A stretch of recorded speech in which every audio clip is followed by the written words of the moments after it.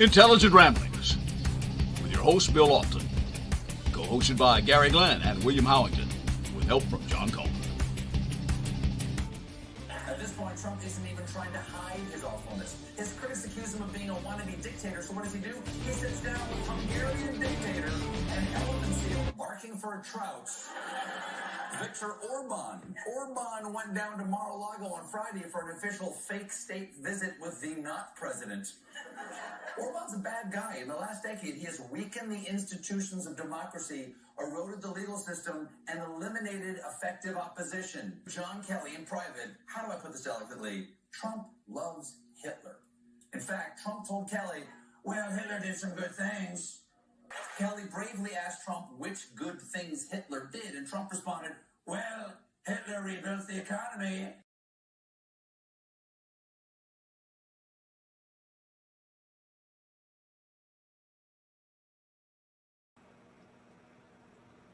Makes you wonder, hey? Hey, this is Bill. This is Intelligent Ramblings. Indeed. And with everybody here, and we just, what we do? There we go. Now we figured it out. Yeah. So it seems that Trump has Trump has now decided that Hitler's good. I mean, he improved the economy of Germany. Yeah, I guess he did that because he amassed 500,000 troops and started a war with Europe. And he's buddying around with the dictator in Hungary, who has squashed all civil liberties and even eliminated his competition. And he didn't eliminate them by being smarter than them. You got to figure that out. This is Intelligent Ramblings. I'm Bill Lofton. I'm your host. My co-host, John Cohn and Gary Glenn. And this is issue number 28, or episode number 28. Trump seems to, I don't understand the man. You know, he's running for president of the United States. I don't understand how he can, or why he does such things, like palling around. He had the guy from Hungary come to Mar-a-Lago and had a state/unstate dinner with him. And this guy's a dictator. He likes dictators. That's pretty much all you can say about it. I mean, it's kind of ridiculous. And I don't understand it. Gary was having some difficulties with his. If you just raise your hand, Gary, whenever you need to say something, okay? Is that a yes? Okay. That's a yes. He'll raise his hand, and when he gets ready to say something, I'll just fix his mic. What were you saying, John? Well, I was just going to go back to the comment that he made about Germany's economy. Well, Germany's economy leading up to World War II and after World War II was destroyed. They basically had no economy. Inflation was so bad that people would take a wheelbarrow of German marks to the market to buy a loaf of bread. Their currency was worthless. And so he quite literally destroyed their economy. And the country. Yeah, not to mention that the country was destroyed as well. What he might be confusing things with is the effect of the Marshall Plan in Europe after World War II, where just a few countries, the U.S. included, rebuilt Europe, including their economy. And Germany was a part of that. Germany benefited greatly from that. It didn't have anything to do with Hitler. He was long gone by then.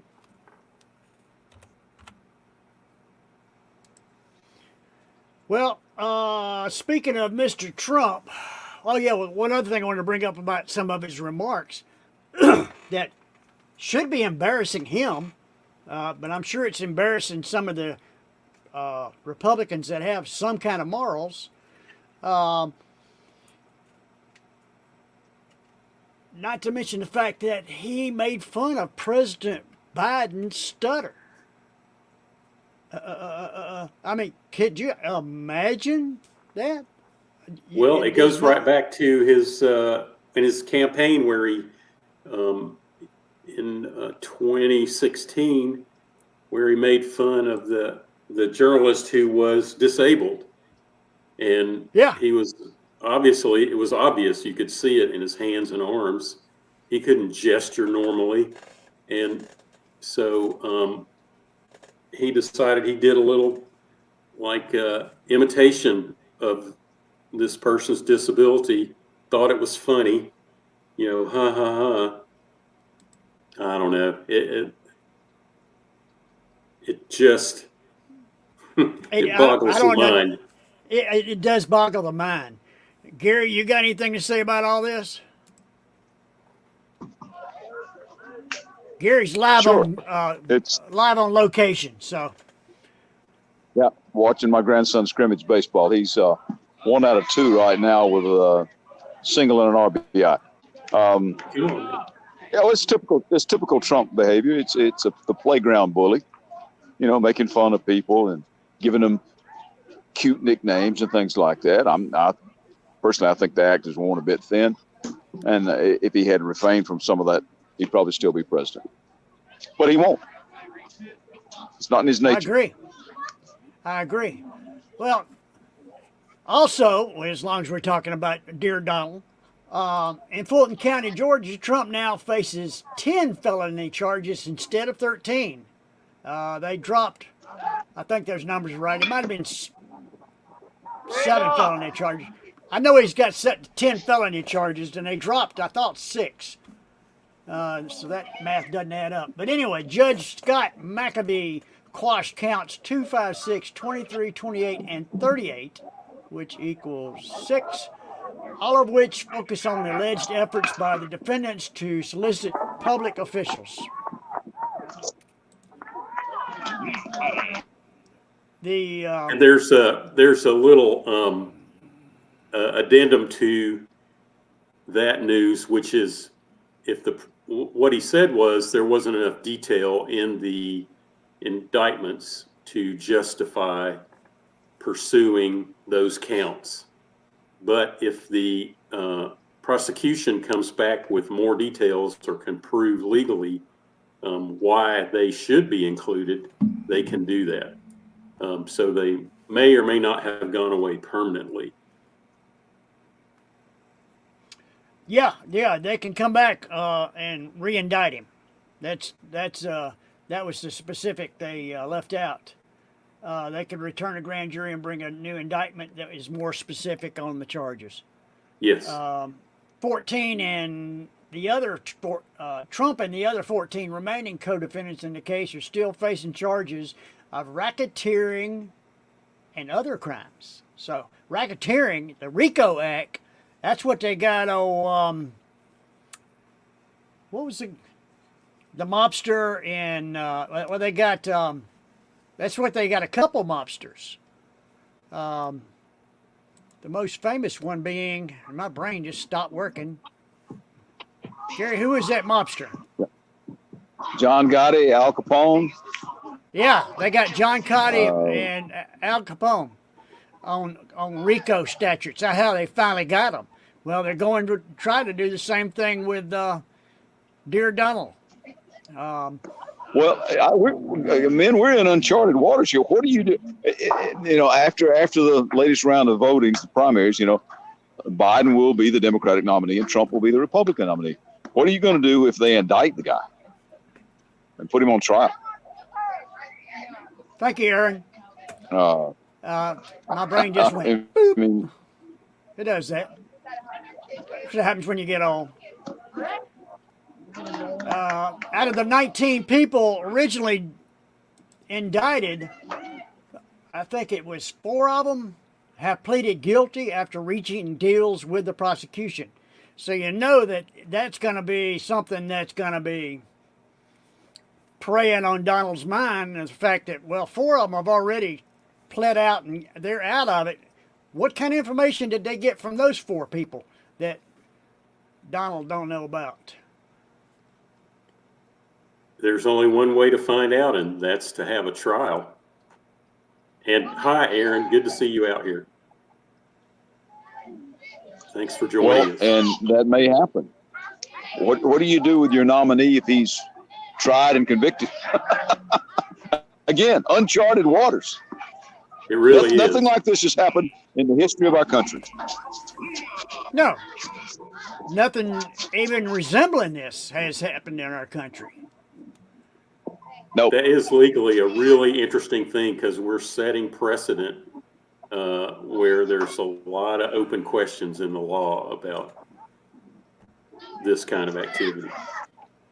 Well, you know what Trump's counting on? He's counting on his Supreme Court that he basically filled. So, you know. I don't know if he should do that. You know, they're still out. They haven't decided the immunity question. And there's no guarantee that they will decide it in Trump's favor. It's actually kind of a cut and dried decision for them, and I kind of think it's not going his way, but we'll see.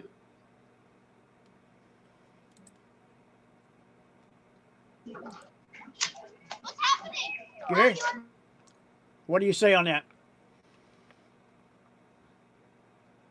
Oops. It's like he's... I think you're going to have to let it play out. Yeah, you just, I don't know of any other way to let it go. But see, all of this is going to interfere with the campaign over the summer. And of course, Biden's going to be all over that. And Trump's going to ignore it as long as he can. Which is what I would do. The only reason that I'm not really shaking in my boots right now is the fact that I did a little research, and as of October 2020, 39.5% of the population in the United States of registered voters are Democrats. 29% are Republicans.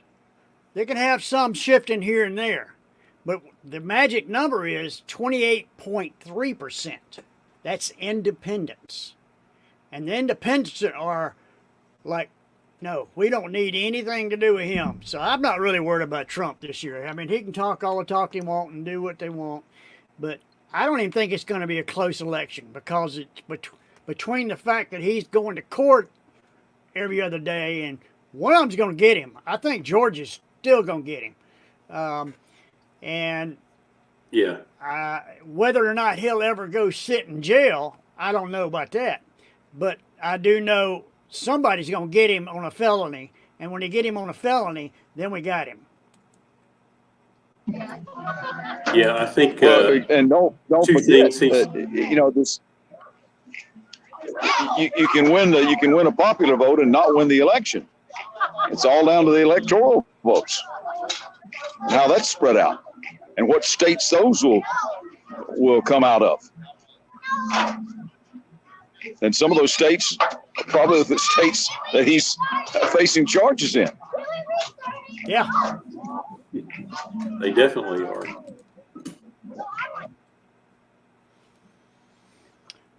Well, it's kind of like, Gary, to extend the baseball analogy, you just got to play the game. We'll see how it turns out.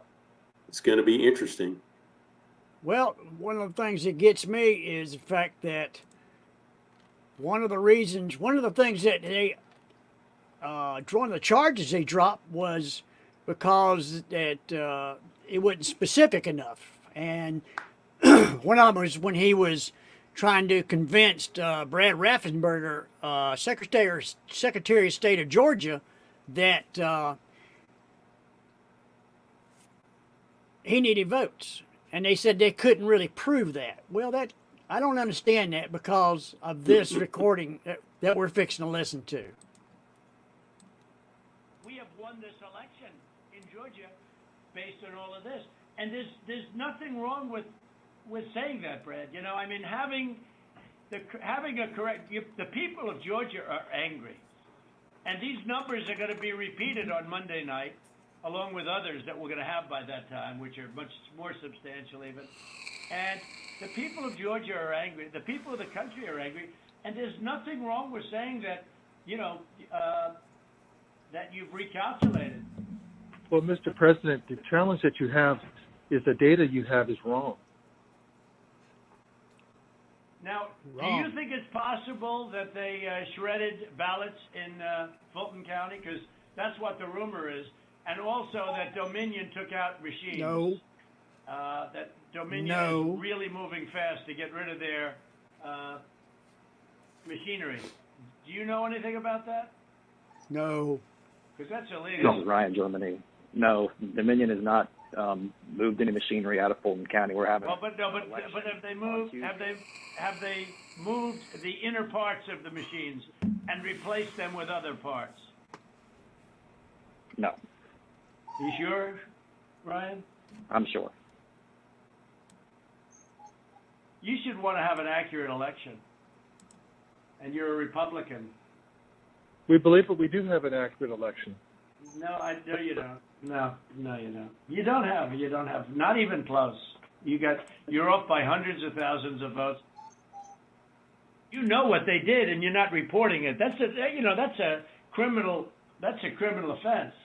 And you can't let that happen. That's a big risk to you and to Ryan, your lawyer. That's a big risk.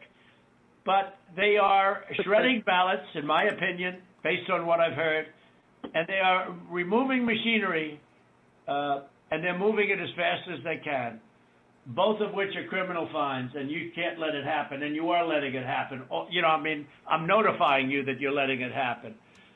So, look, all I want to do is this. I just want to find 11,780 votes, which is one more than we have, because we won the state. So tell me, Brad, what are we going to do? We won the election, and it's not fair to take it away from us like this.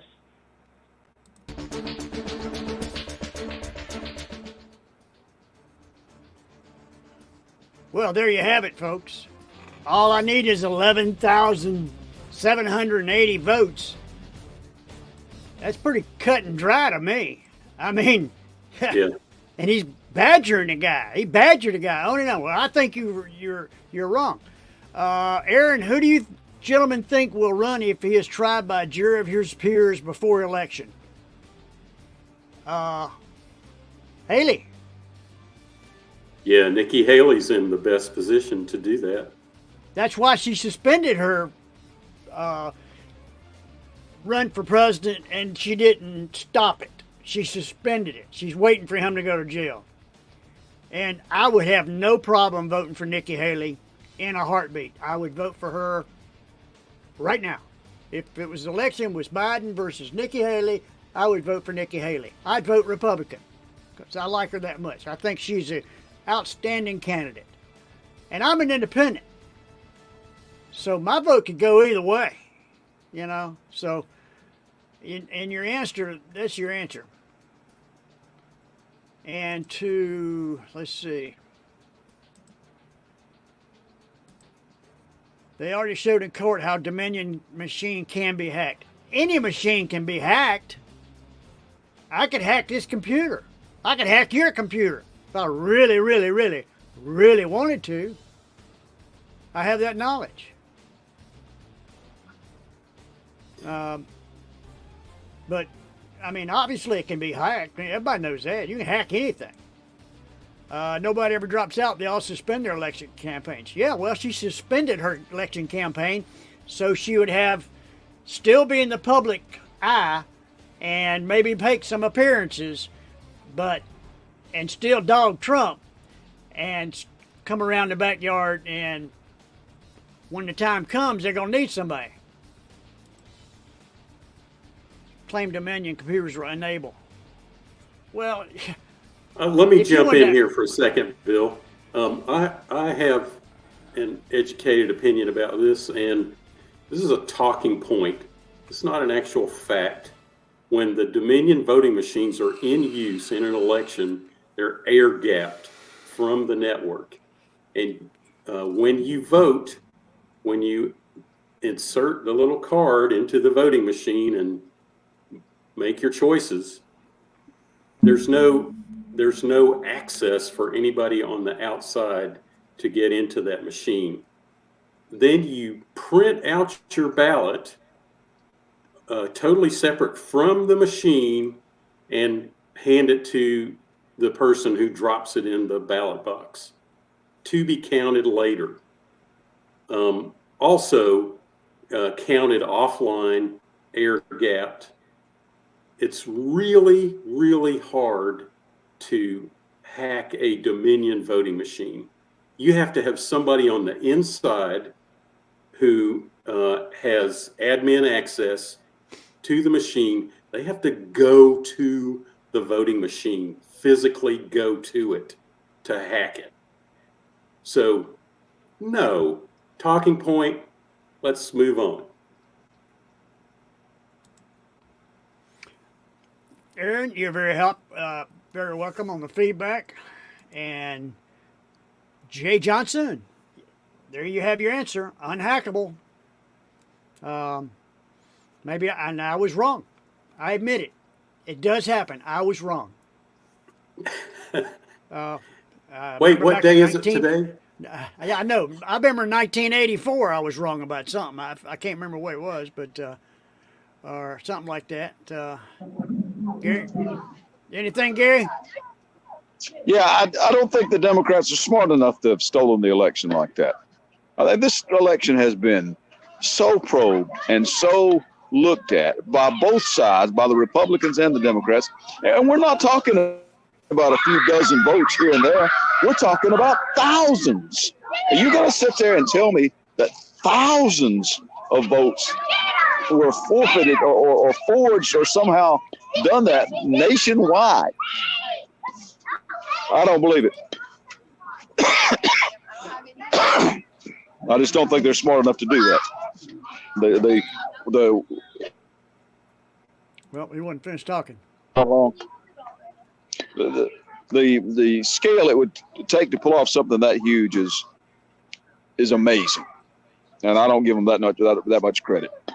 And this is the lies. The election wasn't stolen. The election was conducted, and again, there's probably I'm sure you can find isolated instances of voter fraud here and there, but not enough to have turned the tide.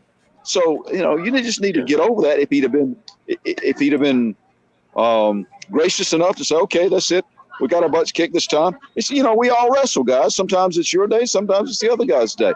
But you shake their hand and go on, and then try to get better so that you can win it next time. But he didn't do that, and now he's facing all these charges across the country. And Aaron, to respond further to your query, if he's tried in a court of law and we stick simply to the rule of law, there's a real good chance he'll be convicted of something. Now, again, as I go back to my statement of 15 or 20 minutes ago, uncharted waters. What do you do in that case? I don't know. I just don't. Oh, man. So Aaron's wondering about our thoughts on mail-in votes, and yes, they've been in use for a long time. They work well. You can make those secure, and so I'm in favor. I don't believe Joe Biden got 11 million more votes than Obama. As Gary was saying, Joel, this was the most watched election, security-wise, in the history of the United States. They had people from the Republicans and the Democrats sitting there watching. They were like vultures, like hanging over, going, did he count that? It was the most watched and secure election in the history of our country. Far more secure than any other election that we've had in the history of this country. There's no way in hell it was rigged. It just didn't. That's that's pretty much the end of that. I mean, he got 11 million more. I mean, 11 million out of 350 million, that's not that much. That's what I would call a close election. Although I do not think this election will be close. I think it's going to be a landslide for Biden, an incumbent versus a possible felon. You know, so we'll just have to see what happens, what shakes out.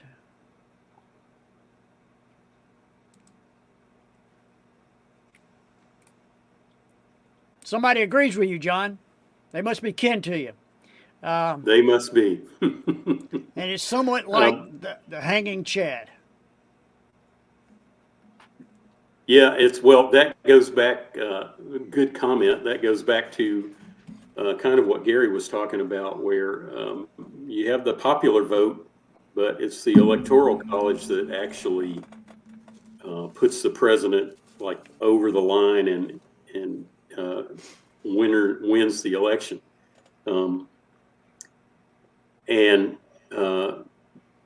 Takes us right back to Al Gore. Aaron says, what about Clinton? And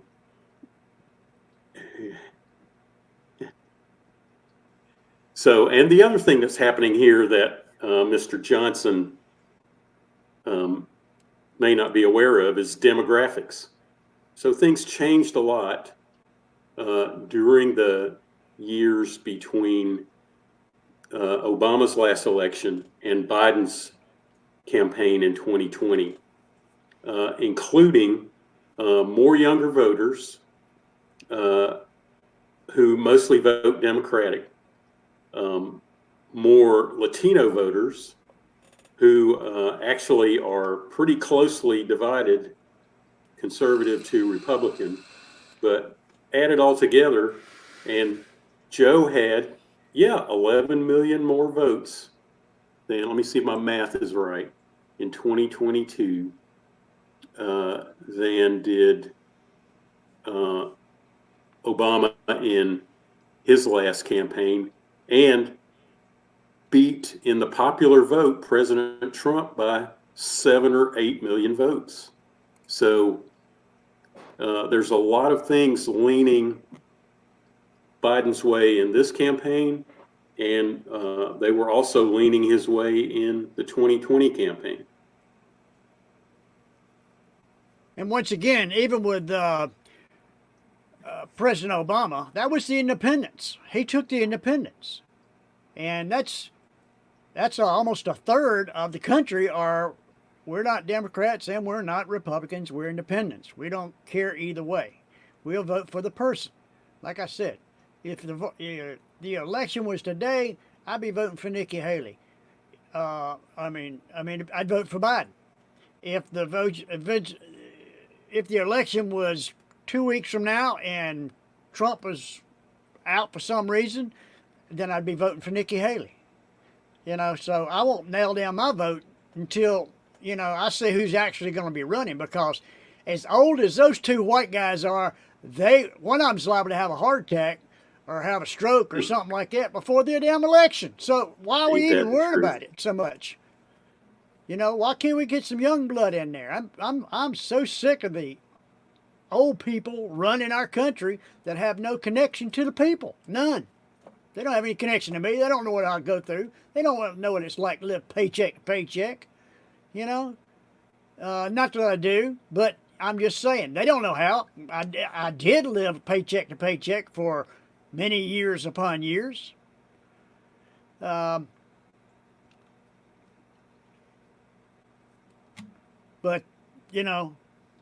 we need somebody to actually run for office that can connect with us, the middle class, because the middle class is the one that elects the people, not anybody else. That's pretty cut and dry. Well, now that that's done, let's go on to something else. There's hundreds of thousands of people starving to death in Gaza right now. Israel has gone in and they're cleaning house. And it's like I said a couple episodes ago, that I really and truly believe that Israel is going to go in there and completely and absolutely erase Hamas. And when they do, they're going to come in there with bulldozers and they're going to bulldoze what's left of Gaza, and it's going to be nothing for a while. Then eventually you'll see Israeli settlements popping up, and they're going to expand around that, and that's going to be part of Israel.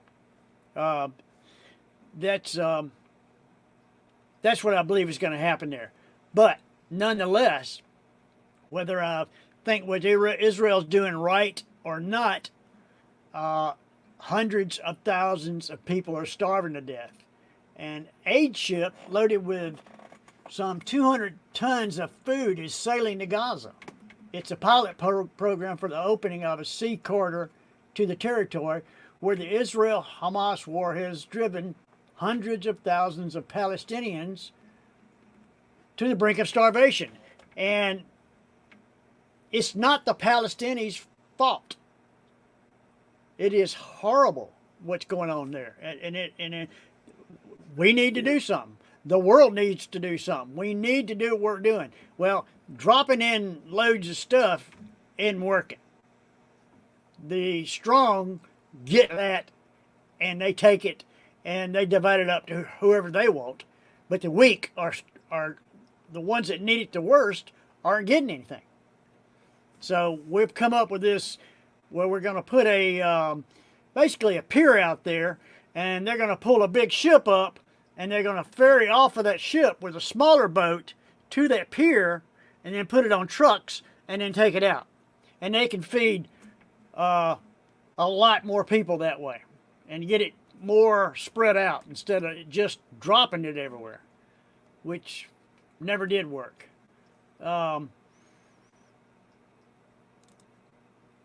What's your take on that, Gary? I think that whole thing is a tragedy. Now it's on both sides. I mean, there's the fact that you've got all these people starving, and they're dropping stuff out of planes, and sometimes the stuff they drop out of planes falls on people. I mean, it's such a cluster now. It's I don't know. The only thing that could possibly 5 kids were killed. Possibly help is for them to have an extended ceasefire. Oh, my grandson just struck out the last batter. He's pitching now, so I'm sorry. Again, live on location here. But he struck out two. Struck out one what looked like a curveball. He's only 10. But they're going to keep him. This is a gimmicked up scrimmage, so they're going to keep him pitching. But back to that whole situation. Now you got almost like we had in World War II. You got a two-front war then when you had the Pacific and you had Europe. Now you've got a two-front war here in the 21st century with all the stuff that's going on in Ukraine, which has kind of got pushed to the back burner, hasn't it? Huh? It's still a tragedy over there. People are still dying and starving over there. But now they're dying and they're starving in Gaza. It's just a mess. It's just a mess, I wish they could do something else about it. But right now, nobody seems to be in the mood. I think an extended ceasefire would have some chance for some people to cool down, the cooler heads perhaps to prevail and work on something. But they don't want to seem to do that. And I don't understand that. Well, Jay Johnson, didn't the Palestinians vote Hamas in? Yes, they did. And they shut Israel out. And so, yeah, they did. They voted them in. So I would say reap what you sow, but that's just too cruel. And the problem with the Hamas is they've dug in under the Palestinians. And the Palestinians are up there on the top in their homes, and they're getting obliterated. And the Hamas just scurries into their next little rat hole.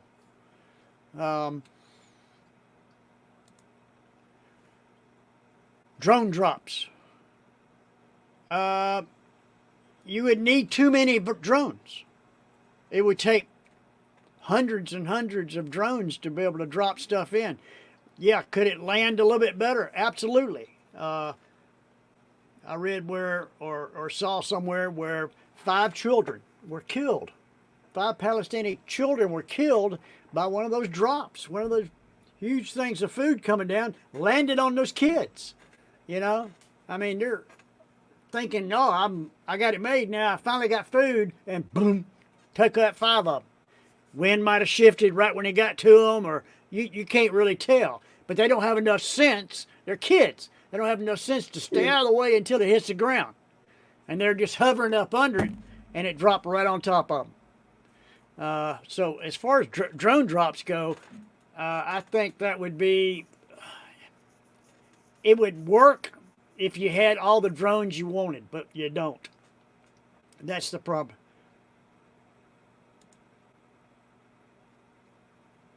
Yeah, and they're not, the drones are accurate. You could put it on a matchstick if you wanted to, but as far as the drops are, they're just riding by a plane and just shoving it out. They have a conveyor, and they just hit a button and it starts the conveyor, and as it goes backwards, it just drops. You know, it just drops and keeps going back. And they have no control where it's going to land at all. You know, I mean, they may know within a half a mile where it's going to hit, but that's about it. And if you're under it, you're in trouble.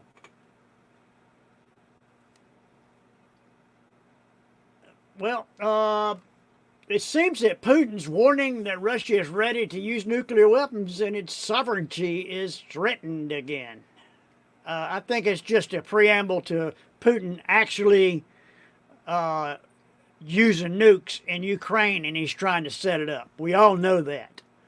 That he has no conscience, so you know he's a psychopath. And that he will drop nukes on anybody, and he ain't worried about it. He's going to be sitting in Russia when he nukes Ukraine, and if he does, I think that's going to stir up a serious nest of hornets. John? Agreed, and I wonder how seriously we can take him when he says stuff like that. My thinking is that he's trying to put up a defense or draw a line or prevent us from doing something just by talking us out of it, making us think, oh my gosh, he's going to bring nukes into this. If he did, we'll it would back be, off. And we would back off, yeah, or at least not get any more involved than we are. I just keep going back to, sorry to repeat this, but Russia is overextended in Ukraine. They get a lot of help from Iran, China, you name it, but they're overextended, and we could hurt them so badly if we prosecuted this war more aggressively. We're not going to, it doesn't look like, but I think we're missing a huge strategic opportunity, if you just look at it from a military point of view, to not hit him harder. And that's what I think. And I do agree with you. One last topic I wanted to cover that I saw the other day. Cannabis kills cancer cells. Cannabinoids, chemical compounds in a cannabis plant, have long been demonstrated to kill cancer cells in test tube experiments, according to Dr. David Abrams, an integrative oncologist at the University of California, San Francisco. However, these findings have not been replicated in clinical studies involving humans. Yeah, nobody's tried cannabis, none of the humans have. The gold standard of medical research. The earliest published research on anti-carcinogenic effects of cannabinoids is a 1975 study that found that compounds inhibited lung adenocarcinoma, cancer cell growth in vitro and in mice. According to a 2016 literature review, preclinical studies published in later years also found cannabinoids inhibited cancer cell growth for conditions like breast cancer, melanoma, skin cancer, and thyroid cancer. There's actually 2 commercially available cannabis-based drugs, dronabinol and nabilone, are FDA approved for the treatment of cancer-related side effects, according to the National Cancer Institute. When are they going to free the weed? I understand this. It is so many things that it helps, and you got some asshole up in Washington D.C. going, well, it makes kids rob banks. You know, what idiot came up with that? I'm 100% for the legalization, and think that nothing's proven that it's bad. I mean, yeah. Can it give you cancer? Yeah. I mean, if it's smoke. But there's some facts right there. And this is going back as far as 1975 where they've done studies on this. And they actually have prescriptions available using it. Yet they will not declassify it. Once again, Washington, you're assholes. It just unbelievably bothers me. Any thoughts on that, Gary?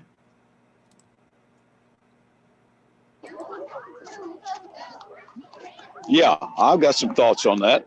I think it's been proved for a long time that they've used this to relieve some of the nausea effects of chemotherapy and things like that. And I think we would be stunned at how many cures of diseases are either very close or already there that are being held in abeyance because somebody's making money. It's a whole lot more profitable to treat an illness than to cure it, isn't it? Because once it's cured, you don't have to have treatment anymore. I'm not a big conspiracy theorist, but I get the feeling that a lot of things are being held back that would be very good for us. And we're just not seeing it because somebody's making money off of the alternative. I tell the kids when I teach them, I say, when somebody tells you it's not about the money, reach for your wallet. Because 9 times out of 10, it's about the money. Follow the money, follow the trail.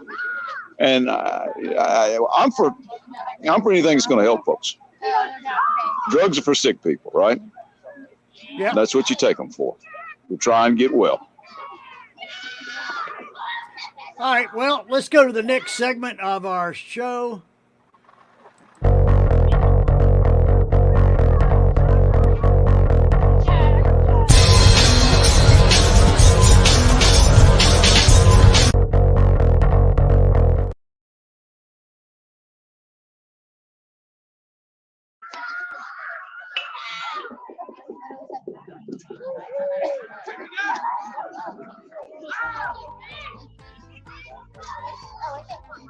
All right.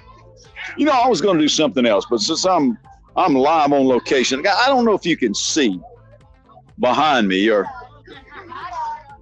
see this, but it strikes me, you know, I see people of all shapes and sizes and colors over here.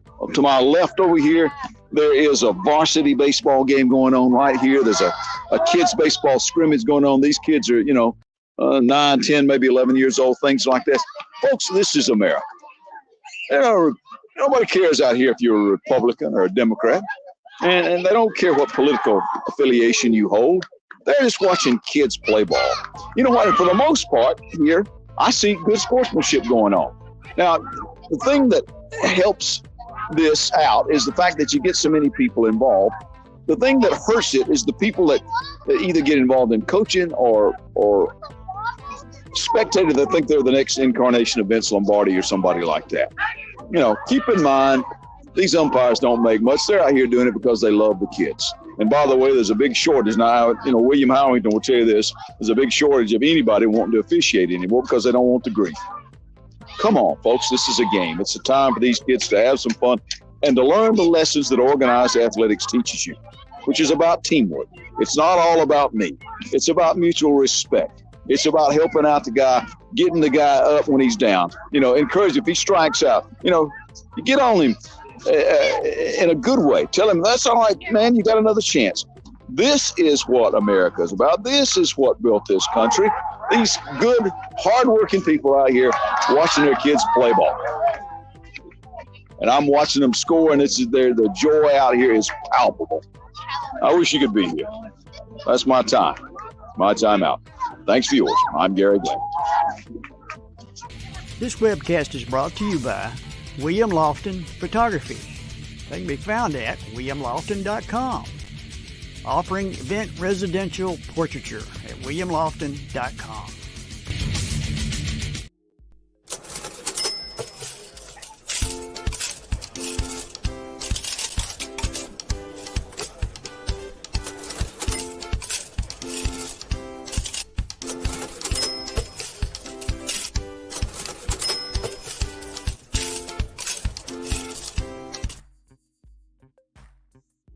All right, I'm going to go through this quickly. First, I'm going to put up a document I've been using over the last couple of weeks. Look down at week 3. CPI, the Consumer Price Index, inflation measure coming in at 3.2, the CPI core at 3.8. I think the message there is that inflation is under control. It's moving sideways, but they're working on it. It's going to head lower. It's just going to take a while longer. Productivity and costs at 3.2%. That's a good number. Any positive contribution from productivity in the economy makes that inflation number hurt less. It takes a lot of the sting out of inflation. The employment situation, we got 3.9% unemployment. There are those who say that structural unemployment, the employment that's just naturally in the economy from the unemployment that's naturally in the economy from people changing jobs, retiring, is 4%. So we've got an economy that's employing people at a rate lower than what you would call the structural level. That's great. Okay, let's talk about a snapshot of the economy this week, and next week we're going to look ahead to what we can expect from the economy in the near future. Let's take a look at the economy as it is right now. We can safely say the economy is in good shape. Why is that true? 3 things. Number 1, GDP grew last year to $28 trillion. That's a trillion with a T, ladies and gentlemen. That's a 3.2% increase over 2022. That's a good rate of growth for the total economy. Number 2, the consumer is spending. Consumer confidence is up at 106.7 in the Consumer Confidence Index, which means that we're above 100 by a good bit. Looking good. People are working. Unemployment is down at 3.9%. People have jobs. They're spending money. That's a huge part of the economy. That's 2/3 of the economy doing well right now. Number 3, the government is spending. There's 2 parts to government spending: fiscal policy and monetary policy. Fiscal policy is moving again after the shutdown shenanigans, and monetary policy, the Fed, has inflation under control. So things are looking good. The 3 main components that you look at for a good economy, they're in great shape. We're in good shape. It makes me enthusiastic about looking ahead next week. Thank you.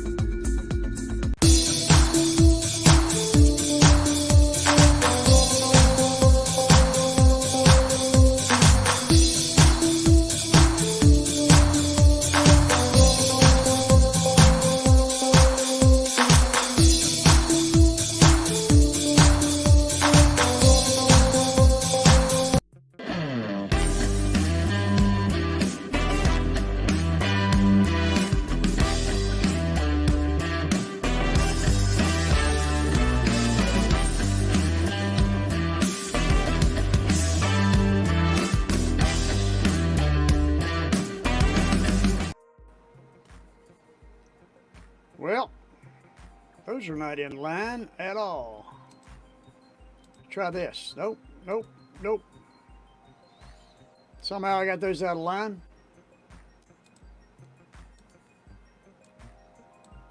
There. Isn't that better?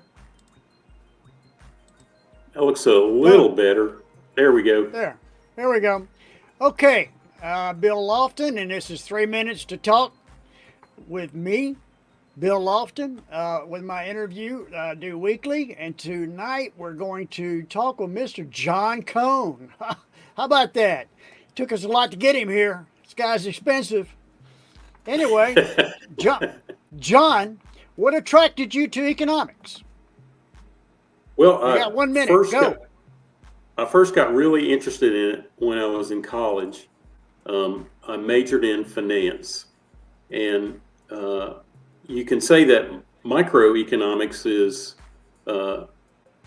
the application of economics to the corporation, and that's what I studied is the corporation in college.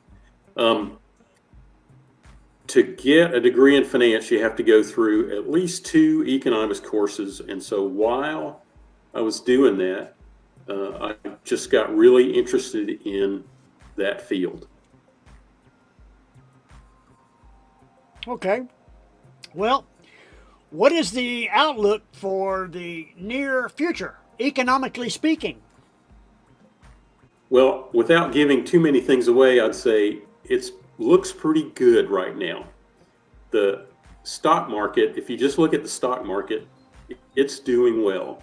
And it looks like it's got a little further to run in this rally, if you'll call it that. The stock market is like a 6-month leading indicator. And right now, the stock market is saying 6 months from now, things are going to be pretty good. So that's what I think we're looking at in the near future. Now, if you have questions for John on economics or what he was saying or at all about this interview or any interview that I do, go to facebook.com/group/Intelligent Ramblings Friends. Last question. How would someone emulate you and pursue a career in economics? Well, first let me say I'm not an economist by profession. I just have an abiding, lifelong interest in the science, and I enjoy it. I read about it constantly, and I like talking about it, as you can tell. The thing I would say is if you're interested, start reading, start looking for information, learn as much as you can, because there's so much more out there now than there was back in the day, I'll say. By the way, what kind of job might you have if you graduate with an economics degree? A pretty good one, I'll say. You will get out of college and be able to go to work on Wall Street, at any of the local bigger banks. A lot of the larger companies that have offices here in Atlanta have analysts on staff. You could go to work there. So there's a lot out there, a lot of doors that are open with an economics degree. Thank you, John. We appreciate you taking the time to share the wealth of your information. And if, like I said, if You're anybody welcome. would like to be interviewed and tell us about your career, tell us what your career is like and in a 3-minute interview, please contact me at facebook.com/Intelligent Ramblings Friends.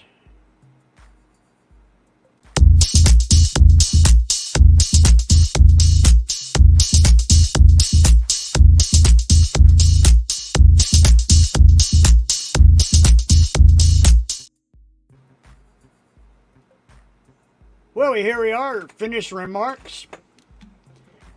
I've got a finishing remark. Okay, John, what's your finishing remark?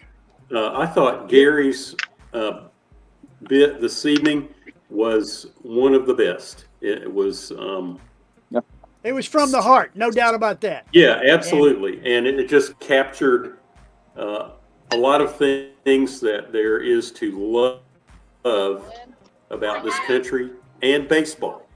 Baseball is awesome. And Gary captured the feeling of being there so well. I just really appreciated it. Well, thank you, John. They're I wrapping will it up agree with now. you and- wholeheartedly. Well, I they're agree having wholeheartedly. you can't see it over here. They're having the team meeting as we were always subjected to after football games and wrestling matches and stuff. Coach is going to tell you what you did right, what you did wrong. Get ready to go again. That's the other thing athletics teaches us. There's another day. There's another day coming, and get ready for it. Amen to that. I love it. I had so much fun watching my grandsons do sports. It's just been, and they're really, and I'm going to tell you something else about my grandsons. I'm going to brag right now. They're really smart kids too. So they got it academically and athletically. And yeah, it is awesome. It's an awesome thing. Can't beat that. Cannot beat that. Grandchildren are something that is a joy and that never goes away. Well, for me, I've enjoyed the show and I appreciate everybody being here. You can catch the replay of this on YouTube or our Facebook page, Intelligent Ramblings. Please don't forget to check back in with us. If you have any further questions, go to Facebook groups, Intelligent Ramblings Friends. Y'all have a good night. Thank you. Good night, everybody. Good night, folks.